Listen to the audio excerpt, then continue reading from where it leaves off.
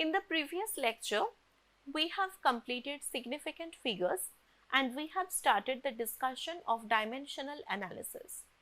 We will see one more example of dimensional analysis. So, we have this question.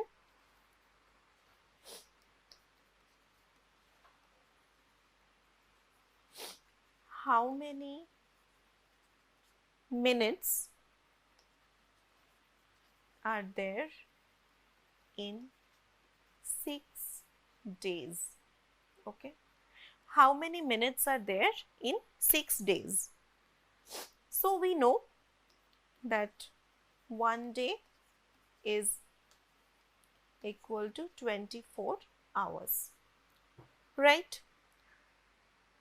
So, we can write one day by 24 hours is equal to 1, or 24 hours by 1 day is equal to 1.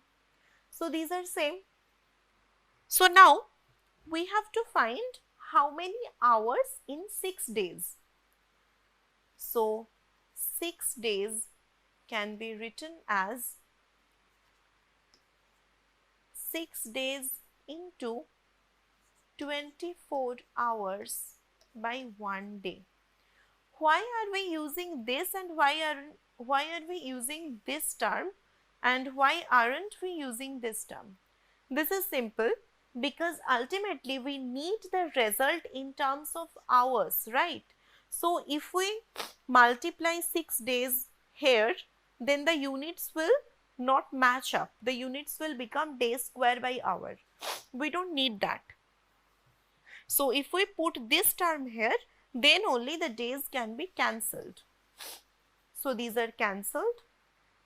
So, we have 6 into 24 hours.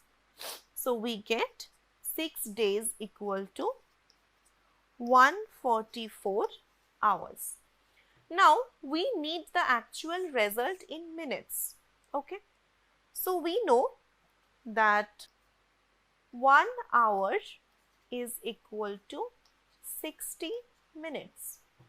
So, we can write 1 hour divided by 60 minutes is equal to 1, or 60 minutes divided by 1 hour is equal to 1. So, now we have 144 hours, right? So, 144 hours can be written as 144 hours multiplied by 60 minutes by 1 hour, right? So, hour gets cancelled and we have 144 into 60 minutes. So, the result comes as 8640 minutes. So, we see 6 days equal to 144 hours and 144 hours is equal to these many minutes. So, we get our final answer as 6 days have 8640 minutes. Okay. So, this is the dimensional analysis. Now, we have to discuss about more chemistry terms. Okay. So, we know that for formation of chemical compounds, more than one atoms combine together in various ratios, various mass and various other measurements. So, basically we get compounds by the combination of different elements. So, atoms of different elements combine together to form a molecule of a compound. So, these formations or these combinations follow different rules. So, now we will discuss about the rules of combination of atoms. Okay, let's start. So these rules are collectively called laws of chemical combination. Okay. Laws of chemical combination. There are multiple laws, but the first one that we will discuss will be law of conservation of mass. So before starting this, let's have some basic concept. For example, this is a compound, okay? So earlier there was no understanding of the quantitative relationship between atoms. So in this compound we can see that we have X A atoms and Y B atoms. Now we know about atomic weight, atomic number, molar mass, everything. But earlier these concepts were not there. But understanding the composition of a compound was very necessary in chemistry. To understand the composition, we need to learn about the quantitative relationship between different atoms. Due to understanding these quantitative relationships, we had the laws of chemical combination. That is, for understanding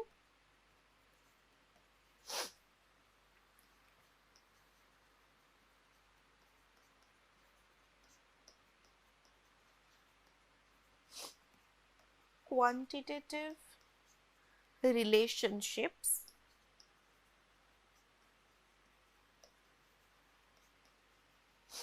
between atoms and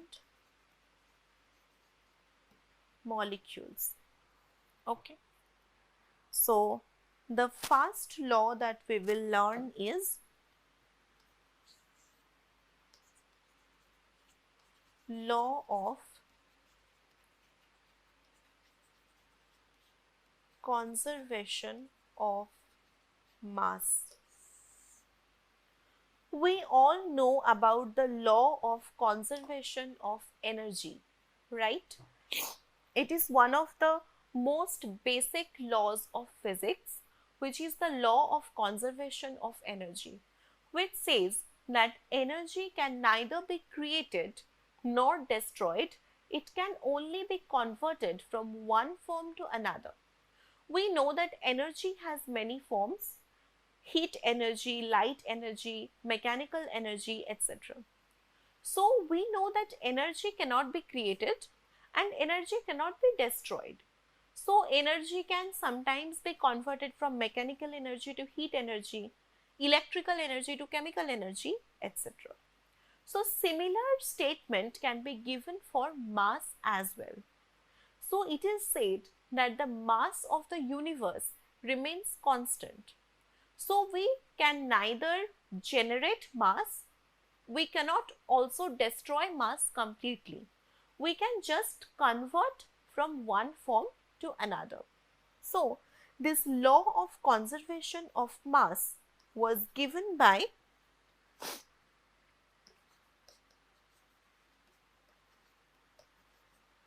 Antonin Lavoisier in 1789. Okay. Antonin Lavoisier in 1789 gave the law of conservation of mass. This law was the result of many careful experiments carried out by Lavoisier, and later on this law became the basis of various later developments in chemistry. Okay. So what is the statement of this law? The statement of this law is very similar to the law of conservation of energy. So this law says mass can neither be created nor be destroyed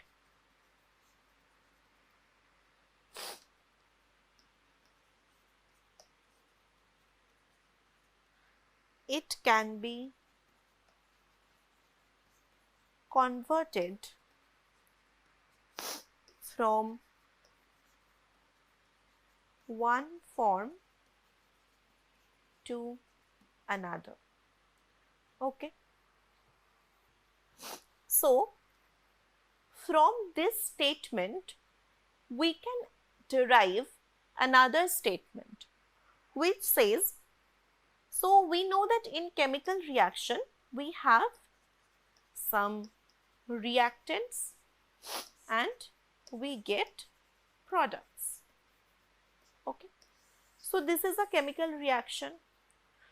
So, the reactants will have certain mass and products will also have certain mass. So, from the statement of law of conservation of mass, we can derive another statement which is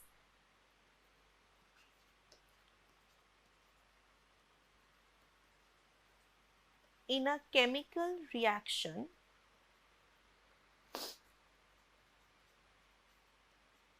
total mass of reactants will be equal to the total mass of products. Okay. So, the total mass of reactants will be equal to the total mass of products. Let's say if we have this reaction,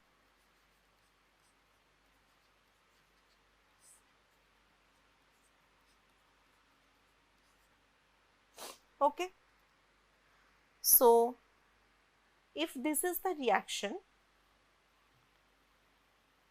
so the number of A atoms is A, number of B atoms is small b, and so on.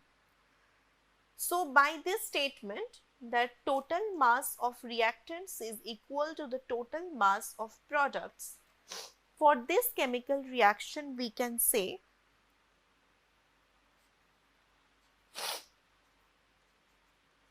total mass of A. By total mass of A, we mean total mass of small a atoms of A. Okay. Total mass of A plus total mass of B is equal to total mass of C plus total mass of D. Okay. Now, let's do this by some example. Okay. So, let's say the formation of carbon monoxide. So, carbon monoxide is formed like this. One atom of carbon, one atom of oxygen. Now, oxygen exists as O2. So, we can say half equivalents of oxygen will form CO. So, how we will calculate the mass? So, we can write like mass of carbon plus mass of oxygen is equal to mass of carbon monoxide. So, mass of carbon is 12. Okay. Now, we are dealing with atomic mass only. Mass of carbon is 12 plus mass of oxygen. So, mass of one oxygen atom is 16, but now we have to calculate half of O2, right? So, half of 16 into 2 is equal to the mass of carbon monoxide. Okay. So, let's do left hand side first, then we will do the right hand side. So 2 and 2 will be cancelled. So we have 12 plus 16, which we can write as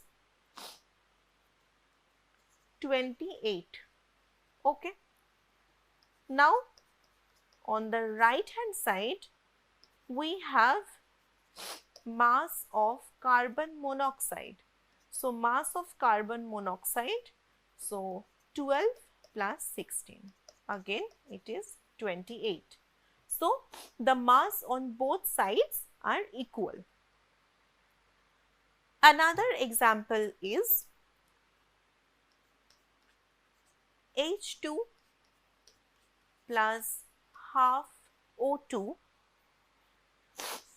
gives H2O, right? So we can write mass of hydrogen plus mass of oxygen will give mass of water, right? So is equal to the mass of water. So let's see the left hand side first. So mass of H2 is 2 into 1. There are 2 hydrogen atoms. Mass of one hydrogen atom is 1. So 2 into 1 plus mass of oxygen. So see, there are half oxygen, right? So half of mass of one oxygen atom is 16. So 16 into 2. Again the 2 and 2 gets cancelled. So we have 2 into 1 is 2 plus 16. So we have 18. Now we will see the right hand side, that is mass of water, H2O.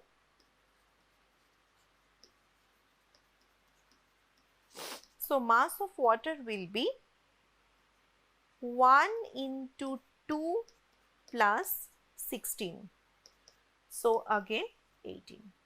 So again the law works here also.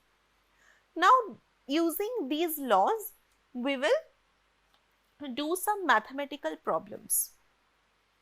So let's see one mathematical problem. This says, if the law of conservation of mass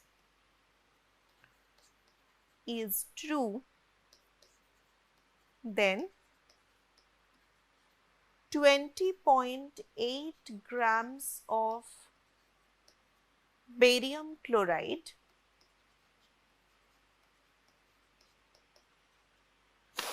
on reaction with 9.8 grams of sulfuric acid will produce 7.3 grams of hydrochloric acid and X grams of barium sulfate. Find X. So this is the question. If the law of conservation of mass is true, then there is one condition: 20.8 grams of barium chloride on reaction with 9.8 grams of sulfuric acid will produce 7.3 grams of HCl and X grams of barium sulfate. So here barium chloride and sulfuric acid are reactants.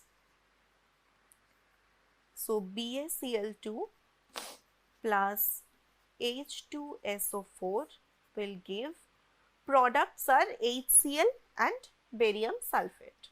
Okay, HCl plus barium sulfate. This is 2HCl.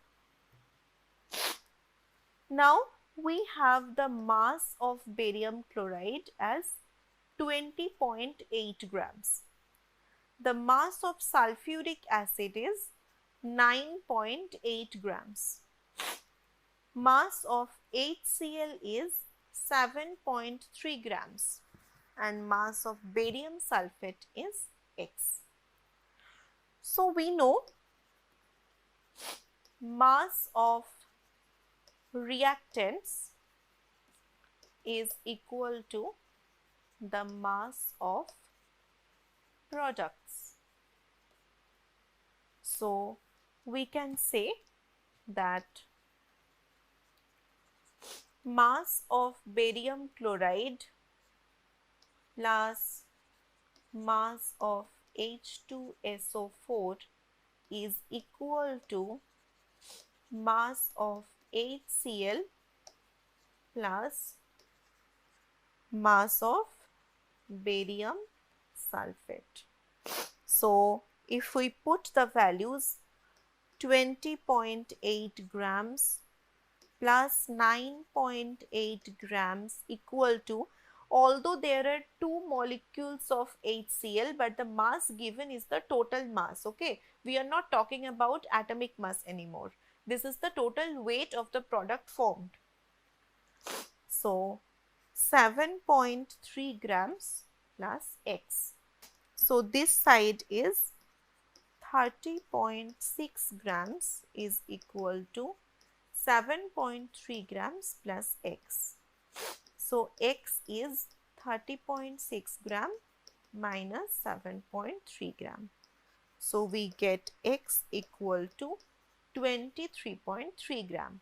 So the mass of barium sulfate is 23.3 grams. So we have studied about the law of conservation of mass. So we will study about the limitations of this law and the other laws of chemical combination in the next lecture. Thank you.